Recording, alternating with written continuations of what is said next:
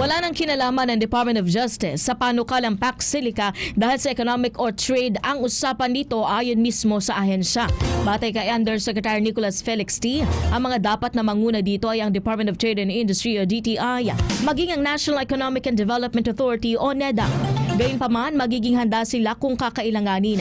Ang Pax Silica ay kasunduan ng 23 na mga bansa sa pangunguna ng US na magtatayo ng data center sa New Clark City sa Tarlac at di umano ayon kay President Marcos Jr. ay magbibigay ng magandang trabaho sa mga tao at magpapabilis ang industriya at ekonomiya.